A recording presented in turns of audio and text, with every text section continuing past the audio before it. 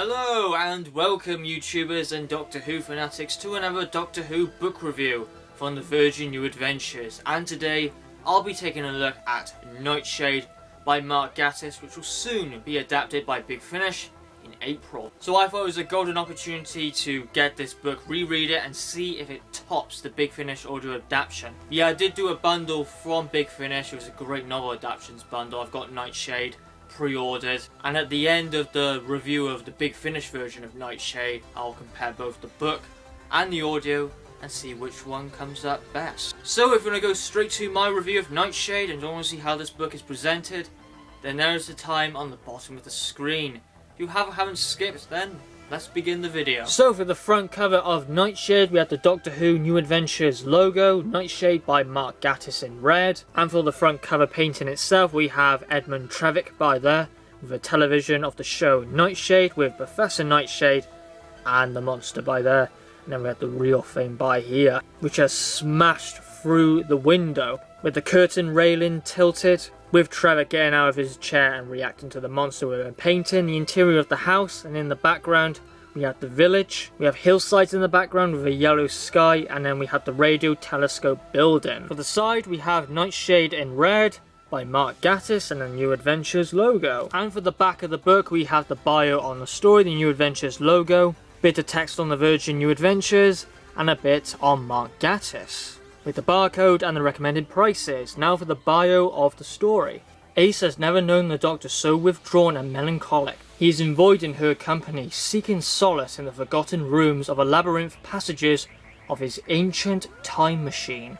Perhaps he will find the peace he earns for on his favourite planet Earth. In the second half of the 20th century, in the isolated village of Crook Marsom, to be precise, in 1968, the year of peace, love and understanding. But one by one the villagers are being killed. The Doctor has to act, but for one he seems helpless, indecisive, powerless. What are the signals from space that are bombarding the radio telescope on the moor? What is the significance of the local legends from the Civil War? And what is the aeons old power that the Doctor is unable to resist? So how this book is structured starts out with a prologue, contains 11 chapters with an epilogue, and it reaches to 231 pages. Now to the review of Nightshade by Mark Gatiss. So to my review of Nightshade by Mark Gatiss. Now it's a very popular, important and big Doctor Who book from the Virgin New Adventures. Has very strong character development for the 7th Doctor and Ace, and it does start off this long character arc for Ace, which starts up here in Nightshade. That's brought into Love and War, and that gets expanded even more from Deceit to No Future, where Ace brings a lot of animosity to the 7th Doctor and Beneath Summerfield. Now this one is quite a well-loved Doctor Who book, so I'm not really surprised this one was going to be adapted by Big Finish. Sort of, you can see that hinted at with the Love and War adaptation. You can't do Love and War without Nightshade. So I did have a very strong feeling that Nightshade will definitely pop up, and it did pop up. It was Nightshade Original Sin, which I actually didn't expect, and that secret novel adaptation we're still waiting for. Yeah, this was the first thing that Mark Gatiss did for Doctor Who.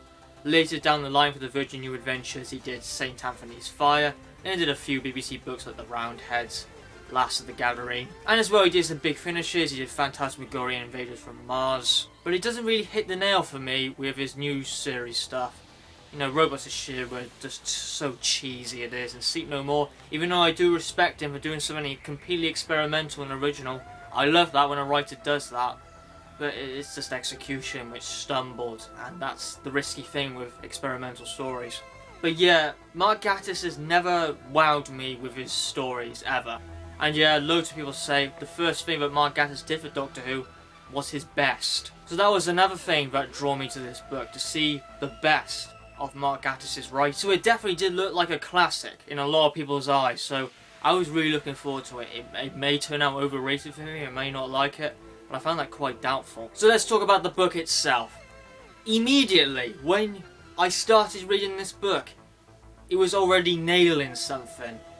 Its atmosphere, The atmosphere in this book is absolutely incredible. It's one of the most atmospheric Doctor Who stories. And this is what drives the story, is this atmosphere. Now that can be quite risky to do because you've got to nail the atmosphere. If you don't nail it, the story has no drive whatsoever. But the atmosphere is so strong. It is so good. The story just flies by. You can never take your eyes off the book. It is impossible to do that. The atmosphere is so strong. Yeah, if you love your atmospheric Doctor Who books, you will immediately fall in love with this one. It's got very similar atmosphere to Eater of Wasps, which is an 8th Doctor story in a village. But here I think it's done much more creepier. As it feels that the environment is very dangerous. It feels like there's a presence in the book watching and staying in the shadows. It really takes the reader out of the safe zone.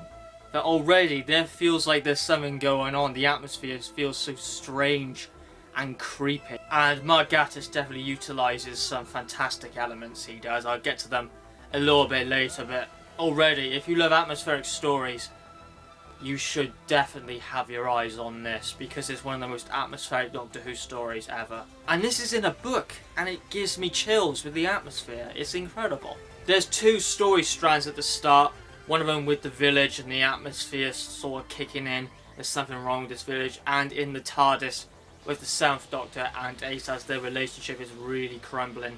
And the Doctor is sort of having a breakdown, he is. As he's not acknowledging Ace at all, just completely ignoring Ace. It's like he's completely shut off and shut down.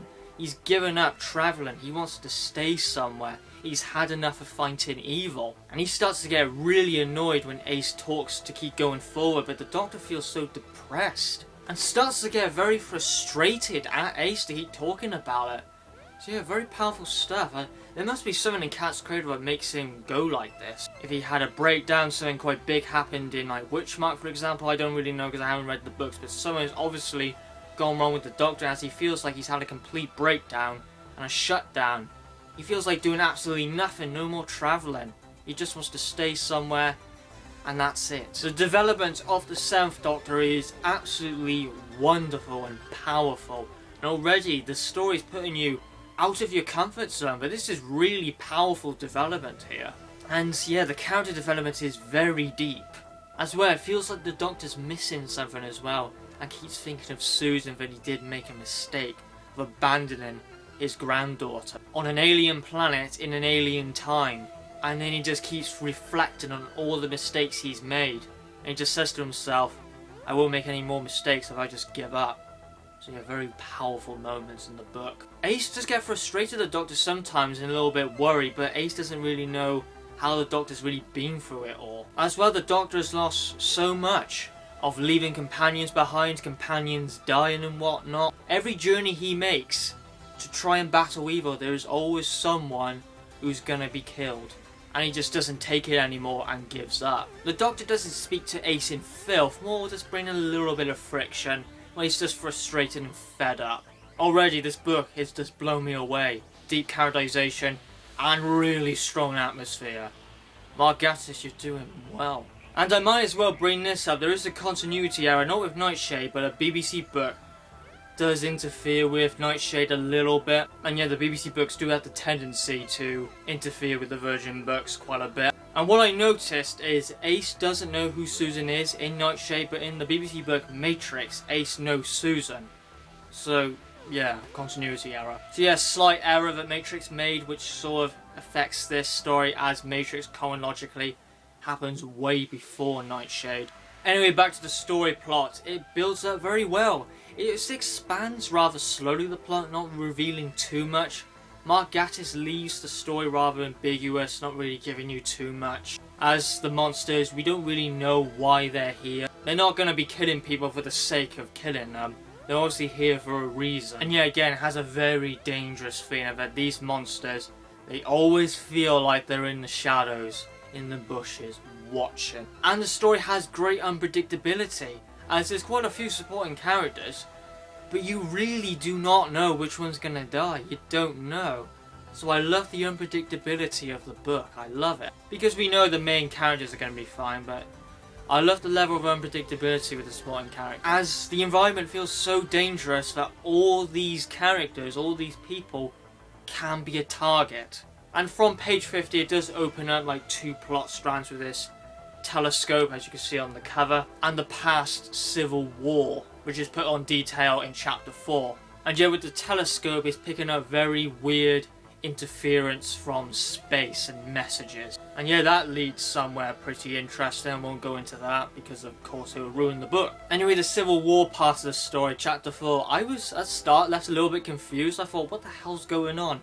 And then I realised when I'm reading the Civil War part, I thought, oh, what an idiot. Yeah, that just came out of nowhere because I didn't expect it. All of a sudden the story completely changed. And in a completely different time, and yeah, it was in a completely different time. So Mark Gatiss didn't really go into that segment of the story very well, and neither the placement didn't feel like it belonged in chapter 4. I would have moved it a little bit later, or at least had some indication that was coming up. It was like literally thrown in my face. And I just left a little bit confused of what I'm reading. I just didn't know what I was reading until I actually known that it was the Civil War part. Anyway, it's just a nitpick, it doesn't really affect the score for me. But yeah, I would have put that in a different area or just had a little bit of indication that it was coming up. But yeah, it's a very creepy moment with this like energy. And something very weird happened. But this was an event which happened in the Civil War. And that event is happening in the town where the Doctor and Ace are at. As this character called Jackson sees his 2 children. And he can't believe it as his soldiers say that his children died. They were killed. And after that there's a huge energy flash. And that's it, that's that segment gone. And then we see the Doctor's reaction. And my reaction to that was pretty creepy stuff. As Jackson sees his children, but they were killed. They died. So that's very weird. So I guess it was placed in the right area. So I'd say that. It is placed in the right area, chapter 4. Yeah, again, have some indication it was coming up as a nitpick. So the foe of the book, these creepy insect monsters, they are nothing to underestimate. They are very creepy, very cunning, and extremely intelligent. As I said right from the start of the book, it feels like there's a presence in the story, and it's these. They feel like they're in the background, watching and analysing the characters. This is where they feel really intelligent, as it feels like they're validating and watching everyone in the town and how they would interact and react in these different situations, such as human conflict and whatnot. So it feels like they're trying to find out the best way to attack these humans, and the best way is to scare them so they start killing people one by one. So they start to make the town afraid that they're here. But it doesn't start there with these monsters, it starts with these very violent psychological attacks. And yeah, a character named Betty, who I love the character, she has these really violent and horrible nightmares. These psychological attacks are seeing these red, huge eyes. And she starts to see very strange stuff. And she can't get it out of her head. It's terrible nightmares and things like that can bring people into insanity. Yeah, these monsters, they start out very devious, they do.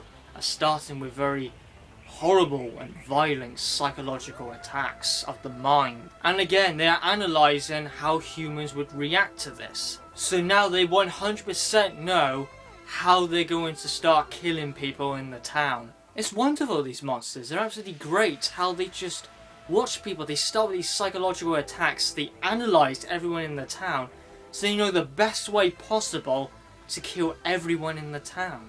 And they start doing this by killing people one by one without anyone else noticing. As of course everyone's concern will be with Betty having these psychological attacks. So these monsters can now go in for the attack and go for anyone who's on their own.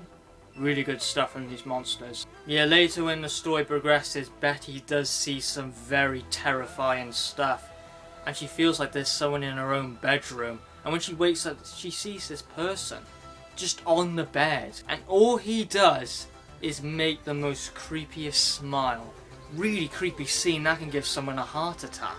And Lawrence, Betty's husband, is of course really concerned about this. Yeah, the monsters are brilliant. They're starting out bringing human conflict with Betty first with these psychological attacks, and then they use that as a decoy to then make their move and attack and kill people on their own. And yet the monster does make an appearance about halfway through the book.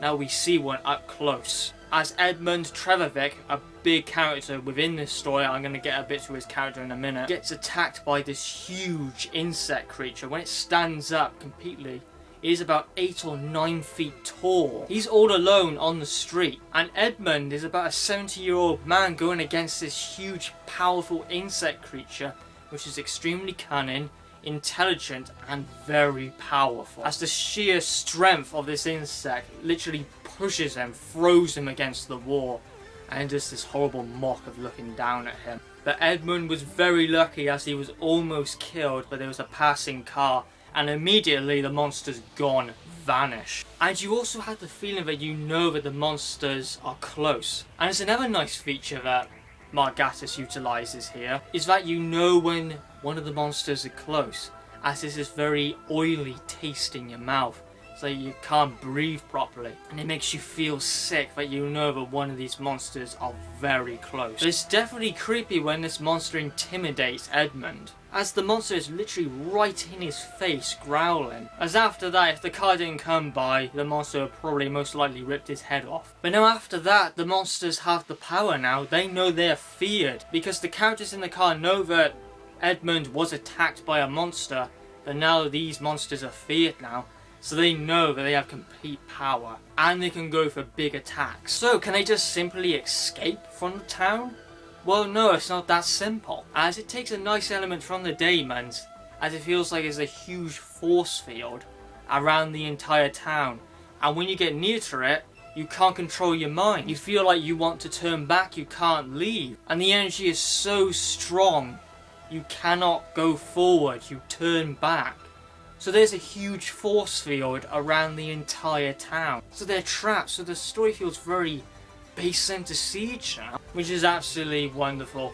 And yeah, what's different about Nightshade, it isn't driven by its action and its epic scenes. As I said, it's driven by its atmosphere. So don't expect there's going to be action-packed guns going off, army soldiers shooting down these bugs. No, it's nothing like that. It's all trapped within this town. No one can help them outside. And no one inside can go outside and go and get help. However, I'm doing a little nitpick again.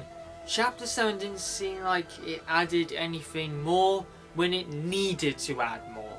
As Nightshade had a little bit more plot expansion, it was getting a little bit wider with each chapter, giving us a little bit more.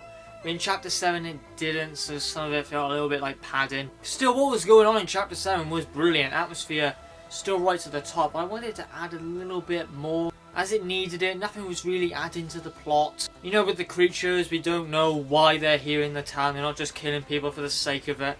They're really here for a reason. What's the strange connection from the Civil War? And what's these weird transmissions up in space? So yeah, he was leaving the story very ambiguous, Mark Gatiss, not really giving us too much details until the very end. Still, the plot was expanding wider, but it needed to do it a little bit more faster, in my opinion. I can argue with this on both sides. Being an ambiguous story can really go both ways. It can add fantastic mystery to the story. You don't know what's going on.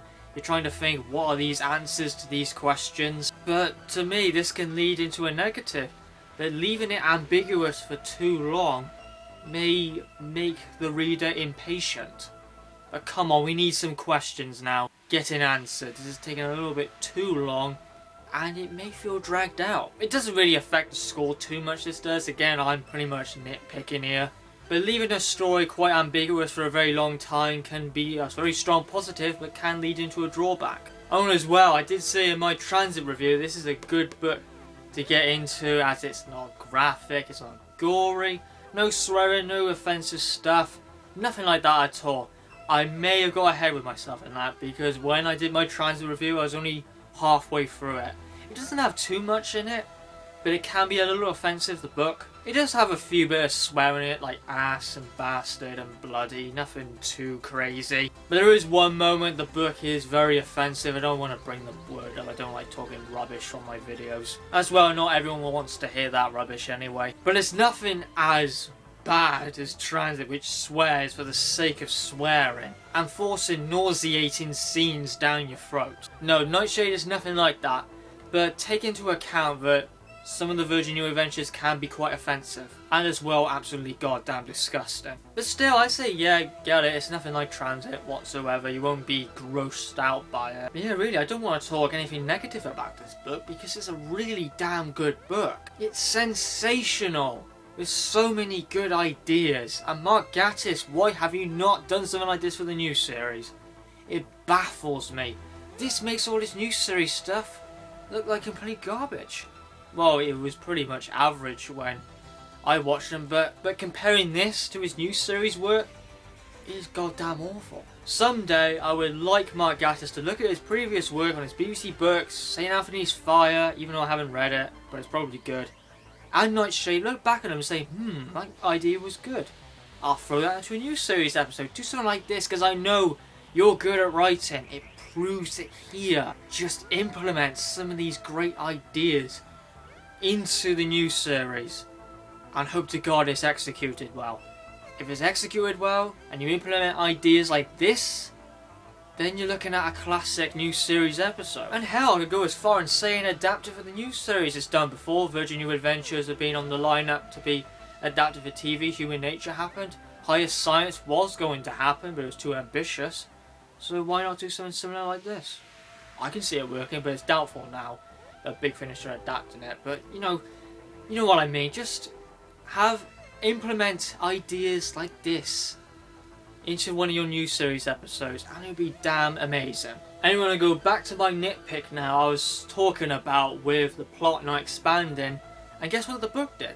It granted me my wish. It expanded even more in the next chapter. So yeah, I think I got ahead of myself too fast. As again, I was nitpicking, but yet the plot developed in like round about chapter 8. Where I was saying in chapter 7 it needs expansion.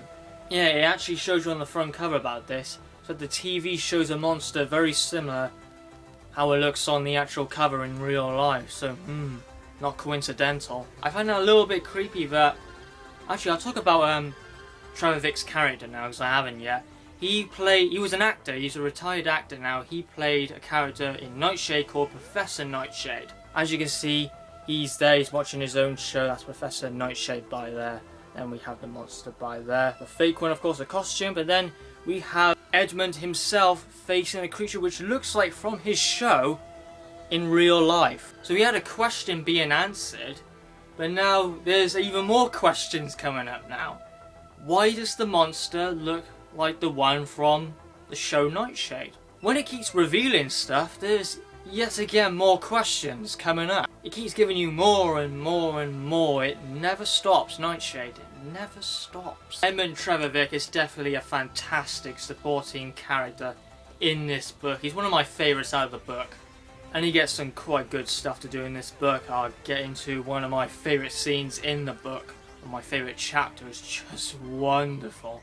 I'll get to that in a little bit. Anyway, I'll talk about Ace, who has a nice part of this story. Is that Ace has a relationship with a character who's called Robin. And yeah, Robin wants to know a little bit more about the Doctor. And Ace says that the Doctor has changed since the events of Time Wirram and the Cat's Cradle trilogy. After that, he feels like giving up. There's no hope left for him.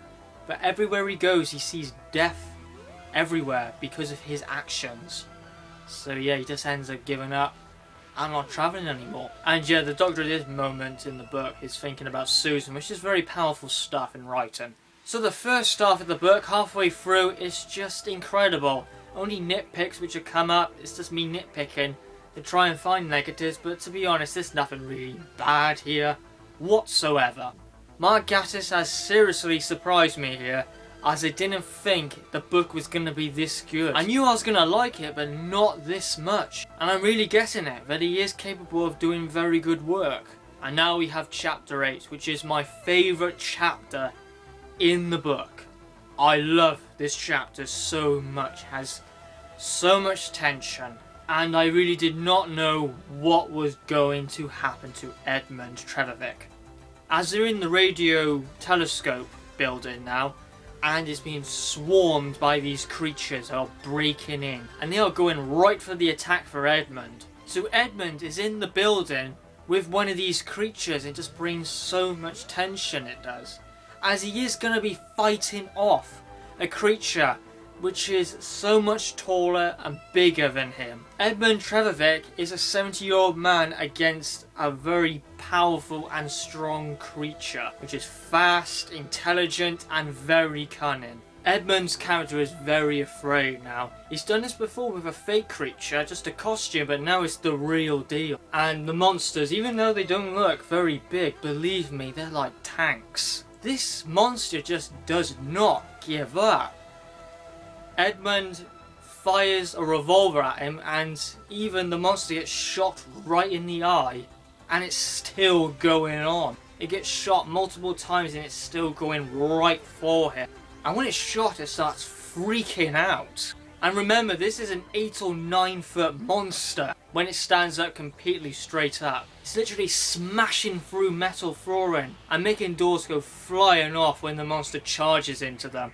It feels terrifying when this monster is chasing Edmund. It's terrifying. And you're thinking to yourself, how on earth is Edmund gonna beat it? And as well, at the end of chapter 8, it reveals a very interesting character. It's not really a spoiler because it's on the Big Finish website on the Nightshade page, and it's in the trailer as well. So yes, Susan is in this story to some extent. This opens up a very powerful and deep moment for the 7th Doctor, as he's literally breaking down now. A really memorable scene that is, with the 7th Doctor seeing Susan. At this point, he is literally broken.